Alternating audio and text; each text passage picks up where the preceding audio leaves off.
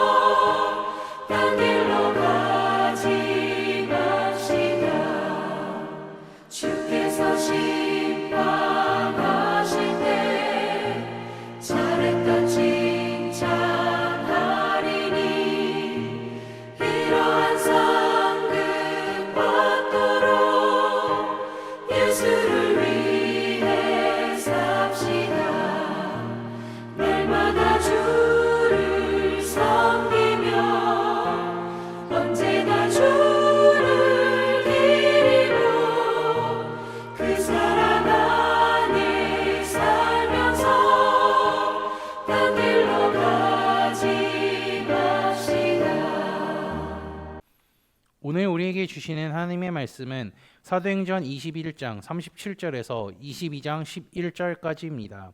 그중 22장 3절에서 11절까지 제가 봉독하도록 하겠습니다. 나는 유대인으로 길리기아 다소에서 났고 이 성에서 자라 가말리아의 문화에서 우리 조상들의 율법의 엄한 교훈을 받았고 오늘 너희 모든 사람처럼 하나님께 대하여 열심히 있는 자라. 내가 이 돌을 박해하여 사람을 죽이기까지 하고 남녀를 결박하여 옥에 넘겼노니 이에 대제사장과 모든 장로들이 내 증인이라. 또 내가 그들에게서 다메섹 형제들에게 가는 공문을 받아 가지고 거기 있는 자들도 결박하여 예루살렘으로 끌어다가 형벌을 받게 하려고 가더니 가는 중 다메섹에 가까이 갔을 때에 오정쯤 되어 호련히 하늘로부터 큰 빛이 나를 둘러 비치매 내가 땅에 엎드려져 들으니 소리 있어 이르되 사울아 사울아 내가 왜 나를 박해하느냐 하시거늘 내가 대답하되 주님 누구시니이까 하니 이르시되 나는 내가 박해하는 나사렛 예수라 하시더라. 나와 함께 있는 사람들이 빛을 보면서도 나에게 말씀하시는 이의 소리는 듣지 못하더라. 내가 이르되 주님 무엇을 하리이까? 주께서 이르시되 일어나 다메섹으로 들어가라. 내가 해야 할 모든 것을 거기서 누가 이르리라 하시거늘 나는 그 빛의 광채로 말미암아 볼 수 없게 되었으므로 나와 함께 있는 사람들의 손에 끌려 다메섹에 들어갔노라. 아멘. 바울은 천부장의 개입으로 사람들에게서 분리됩니다. 역설적으로 그는 로마 군인들의 보호를 받으며 가장 안전한 곳으로 끌려가게 되죠. 바울은 계단을 걸을 힘조차 없었지만 아주 작은 기회도 잡으려고 노력하고 있습니다. 바울은 쇠사슬에 묶인 채 계단을 올라갈 때 천부장에게 말을 하죠. 내가 당신에게 말을 할 수 있는가? 천부장에게 익숙한 헬라어가 들립니다. 그냥 한 명의 유대인이라고 생각했던 바울에게 자신의 모국어인 헬라어가 들리자 호기심을 갖기 시작하죠. 천부장은 바울에게 묻습니다. 내가 3년 전에 군사소동을 일으킨 애굽인이냐? 천부장이 바울과 다른 사람을 헷갈리고 있지만 바울에게는 기회가 됩니다. 바울은 자신은 그 애굽 사람이 아니라 유대인이라고 하는데요. 21장 39절 하반절을 보면요. 좀 더 자신을 자세히 소개하고 있음을 확인할 수가 있습니다. 나는 길리기아 다소의 시민입니다. 이것은 자신이 로마 사람이라는 것을 말하죠. 전혀 예상하지 못한 바울의 정체성에 놀랍니다. 바울은 천부장에게 동족 유대인들에게 잠시 발언할 기회를 달라고 이야기하죠. 그는 고민하지 않고 수락합니다. 바울은 층대위에 서서 백성들을 완전히 잠재운 후에 히브리 말로 이야기를 시작합니다. 그는 친숙한 표현인 부형들아라고 말을 시작하죠. 유대인들의 언어인 히브리어가 들리자 그가 무슨 이야기를 할지 들어보자 하는 마음으로 조용합니다. 3절부터 그의 변론이 시작하는데요. 먼저 자신의 정체성을 설명하죠. 출생, 성장, 교육, 직업 순으로 자신을 소개합니다. 그는 유대인으로 길리기아 다소에서 태어났죠. 그의 부모는 디아스포라 유대인으로 일찍이 다소에 정착하며 살았는데 바울이 어렸을 때 예루살렘으로 이주한 것으로 보입니다. 그리고 그는 당대의 최고 율법학자 가말리아의 문화생이 되어 율법의 엄격한 교육을 받으며 자랐죠. 이렇게 설명하면서 율법을 향한 헌신을 강조하며 너희 모든 사람처럼 하나님께 대하여 열심히 있는 자라고 표현합니다. 바울의 열심은요, 그가 예수 믿는 사람들을 잡멸하는 일에 헌신하도록 이끌었다라고 합니다. 그리고 그 자리에 있는 부형들 중에 바울의 과거를 익히 들어서 알고 있을 것입니다. 4절에 보면 바울이 이 돌을 박해했다고 하는데요. 이 자리에 모였던 무리들에게 이 도라는 바울이 붙잡혀 있는 도로 그들의 입장에서는 유대 백성과 율법과 성전을 비방하는 이단 사상이라고 생각했을 것입니다. 그랬기에 바울의 과거들도 그것을 믿는 사람들을 결박해 옥에 넘기는 것을 사명으로 살았었으니까요. 이제 그 돌을 믿는 사람들을 잡으러 가는 중 낮 시간에 태양보다 더 강렬한 빛이 자신을 덮고 난 뒤에 고꾸러졌다고 합니다. 그리고 음성이 들렸다라고 하죠. 사울아, 사울아, 내가 왜 나를 박해하느냐? 이런 음성을 말이죠. 바울은 다메섹에서 주님을 만난 표현을 하기 위해서 그때의 상황과 감정을요 최대한 재현했을 것입니다. 바울은 그 음성을 그 당시 자신이 박해하던 예수라는 음성을 들었다라고 말하죠. 그렇게 바울이 부활의 주님을 만났습니다. 바울은 분명 예수님 믿는 자들을 박해하는 자였는데 예수님은 그 박해를 자신이 당하는 것으로 표현하고 계시죠. 바울과 함께한 사람들은 빛은 보았지만 소리는 듣지 못했다고 설명하고 있죠. 곧바로 바울이 주님께 무엇을 해야 하냐고 물으니 다메섹으로 들어가면 내가 해야 할 일을 거기서 말해줄 사람이 있다고 합니다. 그래서 바울은 눈먼 채로 주변 사람들에 의해서 다메섹에 들어갔다고 하죠. 예수 믿는 사람들을 잡으러 간 바울이 이제는 예수님께 붙잡히게 된 것입니다. 우리도 잘 알고 있지만 그의 생애는요, 이제 예수님께서 이끌어 가시죠. 그래서 자신의 과거를 이야기하는 오늘 본문의 이 시간까지, 이 자리까지 오게 된 것이요. 바울은 동종 유대인들에게 맞아서 계단을 오를 힘도 없었습니다. 우리가 잠깐 한번 생각해 볼까요? 계단을 오르지 못할 정도면 얼마나 많이 맞고 몸이 다쳤을까요? 계단에 오르지 못할 정도면요, 아마도 발이 부러져야 하지 않을까요? 그런 아픔과 고통이 있는 상황 속에서도요, 바울은 천부장에게 말을 걸었고 자신이 유대인들에게 변론할 기회까지 얻게 됩니다. 쇠사슬로 묶인 채 로마 군인들의 부축을 받아서 계단에 올라 유대인들에게 말하기 시작합니다. 그가 사람들을 조용히 시키고 히브리 말로 이야기하기 시작하는데요. 이렇게 행동하고 말할 힘이 있었을까요? 우리가 인간의 생각으로 해보자면요, 당연히 없다라고 할 수밖에 없습니다. 하지만 바울은 말합니다. 어떻게 말할 수 있었을까요? 성령께서 그에게 말할 힘과 능력을 주신 것이죠. 바울이 로마 군인들에게 끌려가 영내로 들어가는 순간에 성령께서 지혜를 주셔서 말할 기회도 생기게 된 거죠. 그리고 바울은 주님을 처음 만났던 다메섹의 이야기를 합니다. 그때 당시를 생각하면요, 그는 자신의 과거를 부끄러워할지 모르지만 복음에 유익이 된다면요, 주님을 전하는데 자신의 과거 이야기가 필요하다면요, 기꺼이 내놓을 준비, 기꺼이 언제든지 말할 준비가 되어 있다는 거죠.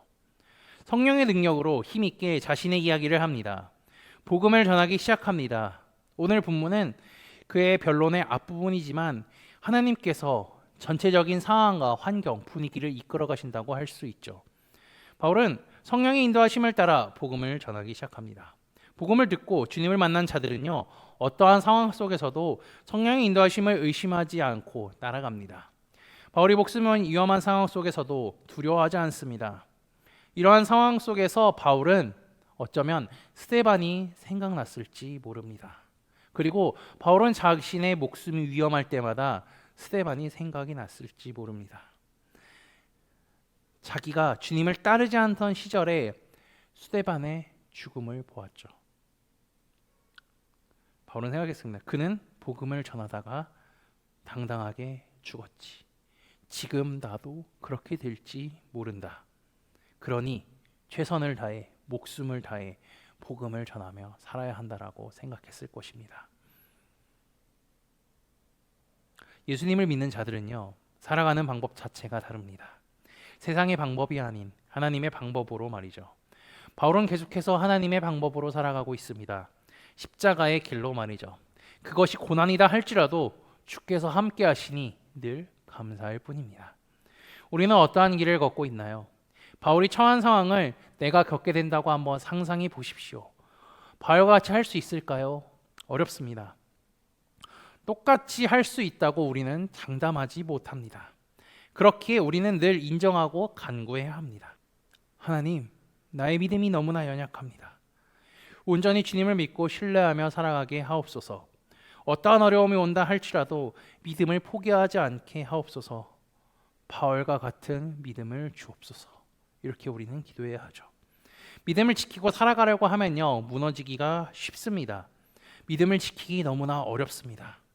그러나 기억해야 합니다. 늘 내 안에 함께 하시는 성령님이 계시다는 것을요. 그 성령님께서 우리에게 힘을 주시고 피할 길도 열어주시고 지혜도 주실 것입니다.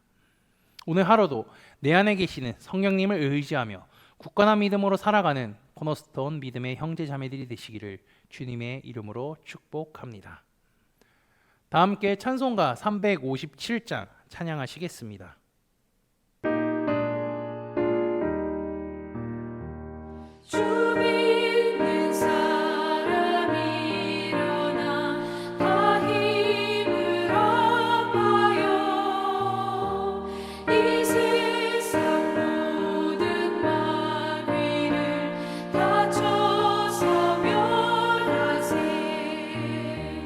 저 앞에 오는 적군을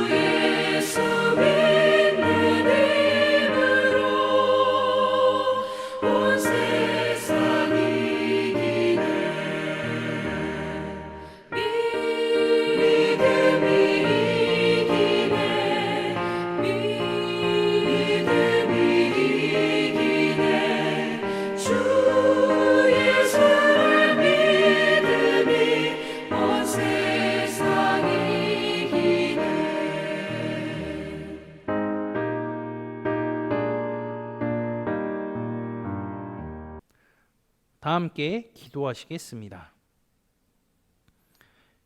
거룩하신 하나님, 오늘 하루도 예배로 시작하게 하시니 감사합니다.